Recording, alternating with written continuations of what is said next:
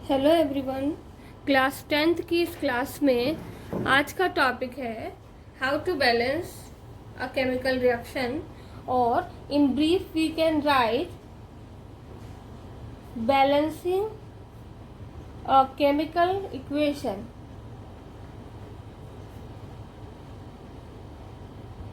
It is the topic balancing a chemical equation. Word से पहले मैं बताना चाहूंगी what is the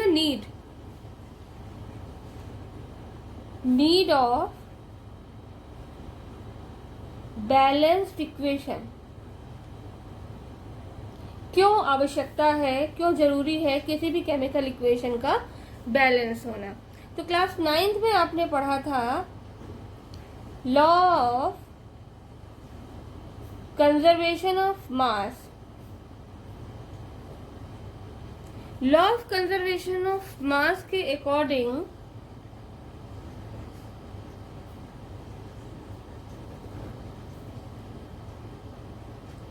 matter can neither be created nor destroyed. It is a statement of law of conservation of mass according to which matter को ना तो हम बना सकते हैं और ना ही उसे पूरी तरह से डिस्ट्रॉय कर सकते हैं। It means total mass of reactants is equal to total mass of products। किसी भी केमिकल रिएक्शन के लिए क्या कंडीशन होगी? Total mass of the reactants will be equal to the total mass of the products. It means किसी chemical reaction में अगर हम A plus B gives C plus D लिखते हैं तो ये हो गया रिएक्टेंट और यहां पर हो गया प्रोडक्ट्स। C और D क्या है? प्रोडक्ट है और A और B रिएक्टेंट्स हैं। तो mass of A is equal to MA, mass of B is equal to MB, mass of C is equal to MC and mass of D is equal to MD। यहाँ पर मास से मतलब SI unit से है तो यहाँ पर number of moles भी ले सकते हैं। ठीक है, नंबर ऑफ मोल्स के टर्म में भी हो सकता है, अब नंबर ऑफ मॉलिक्यूल्स के टर्म में भी हो सकता है। तो यहाँ पर क्या होगा कि according to law of conservation of mass MA plus MB is equal to MC plus MD। It is according to law of conservation of mass. तो इसको ध्यान में रखते हुए किसी भी केमिकल रिएक्शन को बैलेंस करने की जरूरत होती है। अब किसी केमिकल रिएक्शन में एक एग्जाम्पल लेते हैं। इस रिएक्शन में दिया हुआ है Mg which is solid magnesium O2 gas air reacts to form MgO which is solid। अब इस रिएक्शन को हम देखेंगे कि ये बैलेंस्ड है या नहीं है। क्लियर? इस रिएक्शन को जब हम देखेंगे तो इसमें हम देखेंगे कि ये वाला जो साइड है, जो रिएक्टेंट का साइड है, it is left hand side as I was explained it in earlier videos and this is right hand side और product side। तो left hand side में LHS में left hand side में क्या है कि मैग्नीशियम और ऑक्सीजन। यहाँ एटॉमिक स्टेट में लिखेंगे magnesium 1 atom, oxygen 2 atoms. 2 atoms क्यों लिखेंगे? क्योंकि यहाँ पर O2 लिखा हुआ है। ठीक है, O2 का मतलब 2 एटम्स ऑफ ऑक्सीजन। और राइट हैंड साइड में RHS में क्या है? मैग्नीशियम 1 एटम और ऑक्सीजन का भी 1 एटम। तो यहाँ पर मैग्नीशियम का नंबर तो बराबर है दोनों में, लेकिन ऑक्सीजन लेफ्ट हैंड साइड में 2 एटम्स है और राइट हैंड साइड में only 1 atom is there. It means this is unbalanced reaction. This is unbalanced equation of the reaction. ये अनबैलेंस्ड रिएक्शन है, अनबैलेंस्ड इक्वेशन है। अब हम इसको बैलेंस करेंगे। अब हम जिस रिएक्शन को बैलेंस करना है उसको क्या करेंगे, उसको हम लिखेंगे विद फिजिकल स्टेट। तो हमने यहाँ पर लिखा magnesium solid plus O2 gas gives MgO solid. अब इस रिएक्शन में कॉलम बना के आप लिख सकते हैं इसको। यहां पर लिखेंगे element left hand side and right hand side. Right hand side और लेफ्ट हैंड साइड में हम नंबर्स लिखेंगे। एलिमेंट हमारे पास दो हैं, मैग्नीशियम और ऑक्सीजन। तो लेफ्ट हैंड साइड में मैग्नीशियम का 1 एटम, राइट हैंड साइड में मैग्नीशियम का 1 एटम Mg, यहाँ पर भी Mg। Oxygen left hand side में 2 एटम्स है और राइट हैंड साइड में क्या है, केवल 1 एटम है। तो अब हम क्या करेंगे, 1 को 2 में कन्वर्ट करने के लिए केवल यहाँ पर 2 से मल्टीप्लाई कर देंगे। जब हम यहाँ पर देखिए एलजेब्रा का कोई रूल फॉलो नहीं होगा, यहाँ पर जहाँ हमें नंबर ऑफ एटम चेंज करने हैं वहां पर ही हम मल्टीप्लाई या डिवाइड करेंगे। तो हम ऑक्सीजन राइट हैंड साइड में 2 से मल्टीप्लाई करेंगे। इट मीन्स यहाँ पर हमें 2 लिखना पड़ेगा। ठीक है, जैसे ही हम यहाँ पर 2 मेंशन करेंगे, इस पोजीशन पर जैसे ही हम 2 लाएंगे तो मैग्नीशियम के 2 एटम्स हो जाएंगे। और जब मैग्नीशियम के 2 एटम्स हो जाएंगे तो हमें यहाँ पर मैग्नीशियम के लिए क्या करना पड़ेगा, 2 से मल्टीप्लाई करना पड़ेगा। तो हम मैग्नीशियम वाले में भी 2 से मल्टीप्लाई कर देंगे। जैसे ही हम ऑक्सीजन को 2 से मल्टीप्लाई करने के लिए यहाँ 2 लगाते हैं तो हमारी इक्वेशन बनती है MgS plus O2G gives 2 MgO। Magnesium oxide के पहले 2 लग जाएगा क्योंकि 2 से मल्टीप्लाई किया। अब इस मैग्नीशियम को बैलेंस करने के लिए हम क्या करेंगे कि यहाँ पर लेफ्ट हैंड साइड में 2 से मल्टीप्लाई करेंगे, लेकिन कहाँ, केवल मैग्नीशियम में। तो यहाँ पर हो गया 2। इस तरह से अब इस इक्वेशन में क्या है, लेफ्ट हैंड साइड में मैग्नीशियम 2, यहाँ पर भी मैग्नीशियम 2 राइट हैंड साइड में, oxygen 2 atoms, oxygen 2 atoms. Now it is balanced equation. ये कैसी हो गई, नाउ इट्स बैलेंस्ड। इस तरह से आप किसी भी केमिकल इक्वेशन को बैलेंस कर सकते हैं।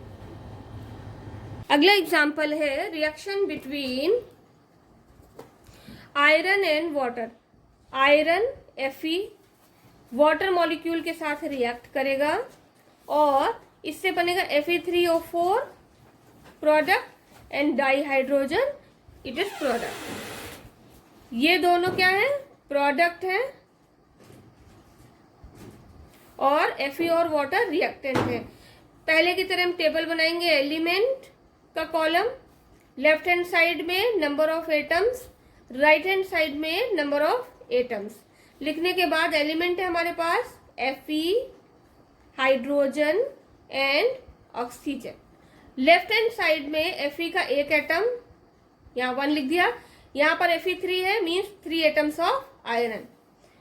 Hydrogen 2 atoms left hand side में है और यहाँ पर 2 एटम्स लेफ्ट हैंड साइड में, तो यहाँ पर 2 एटम्स प्रेजेंट है। ऑक्सीजन लेफ्ट हैंड साइड में 1 एटम है H2O में जो प्रेजेंट है, और राइट हैंड साइड में Fe3O4 में 4 एटम्स ऑक्सीजन के हैं। तो इस तरह से हमें नंबर ऑफ ऑक्सीजन पता चल गया। बैलेंसिंग के प्रोसेस में हम सबसे पहले ऑक्सीजन बैलेंस करेंगे। राइट हैंड साइड में 4 एटम ऑक्सीजन के हैं तो हम लेफ्ट हैंड साइड में भी 4 कर देंगे, मीन्स मल्टीप्लाइड बाय 4 हेयर। यहाँ इस तरह से आप लिखेंगे और 4 कहाँ लिखेंगे, इन H2O, इन H2O।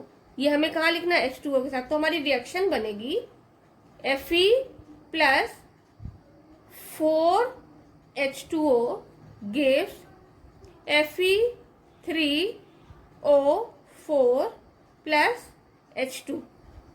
अब जैसे ही हमने लिखा ऑक्सीजन तो बैलेंस हो गया Fe3O4, लेकिन ऑक्सीजन बैलेंस होते ही यहाँ पर एटम हाइड्रोजन के कितने हो गए, 8 एटम हो गए। अब हाइड्रोजन के 8 एटम बैलेंस करने के लिए अब हम क्या करेंगे, तो यहाँ पर हमने लिखा एलिमेंट LHS RHS। ठीक है, एलिमेंट है, हाइड्रोजन हमें बैलेंस करना है लेफ्ट हैंड साइड में हाइड्रोजन की 4 2 जा 8 एटम्स इन H2O, और राइट हैंड साइड में 2 एटम्स हैं। तो राइट हैंड साइड में हमें क्या करना पड़ेगा, 2 को 8 में कन्वर्ट करना, मतलब यहाँ पर हम 4 से मल्टीप्लाई कर देंगे। जैसे ही हम राइट हैंड साइड में हाइड्रोजन में 4 से मल्टीप्लाई करेंगे, 2 एटम्स कहाँ हैं, 2 एटम्स हाइड्रोजन में है, ठीक है। तो 4 से मल्टीप्लाई करेंगे तो हमारी रिएक्शन बन जाएगी यहाँ पर Fe plus 4H2O gives Fe3O4 plus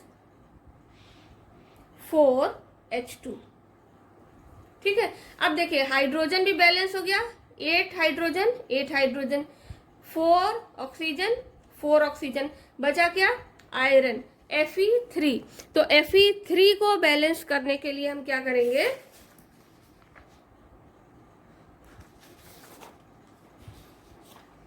अब हमारी जो रिएक्शन बन के आई वो थी Fe plus 4H2O gives Fe3O4 plus 4H2। Oxygen और हाइड्रोजन बैलेंस है, ठीक है। अब हमें आयरन को बैलेंस करना है, तो फिर हम लिखेंगे एलिमेंट लेफ्ट हैंड साइड और राइट हैंड साइड। तो एलिमेंट क्या है, Fe, लेफ्ट हैंड साइड में 1 एटम, राइट हैंड साइड में 3 एटम्स। तो लेफ्ट हैंड साइड में हमें क्या करना पड़ेगा, यहाँ पर 3 से मल्टीप्लाई करेंगे। जब हम लेफ्ट हैंड साइड में 3 से मल्टीप्लाई कर देंगे, किसमें, इन Fe में करेंगे, तो रिएक्शन बनेगी 3Fe plus 4H2O gives Fe3O4 plus 4H2।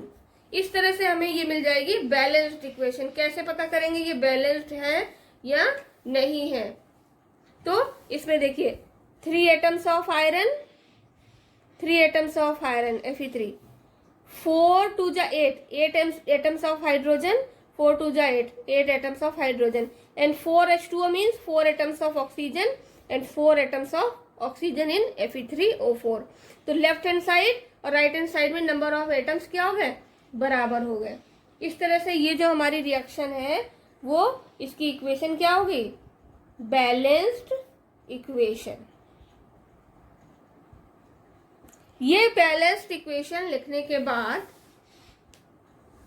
अब हम इसमें फिजिकल स्टेट भी मेंशन करेंगे। मैंने पहले के वीडियोस में बताया भी है कि किसी भी बैलेंस्ड इक्वेशन में रिएक्टेंट और प्रोडक्ट की फिजिकल स्टेट मेंशन करना जरूरी है। तो Fe आयरन सॉलिड है, तो हो जाएगा 3FeS सॉलिड के लिए प्लस 4H2O, या वेपर होगी क्योंकि मॉइस्चर एटमॉस्फेयर में होता है वेपर के फॉर्म में, तो ये गैसियस स्टेट में हो गया water. Fe3O4 iron oxide rust solid plus 4H2, it is gas. Now it is the complete balanced equation.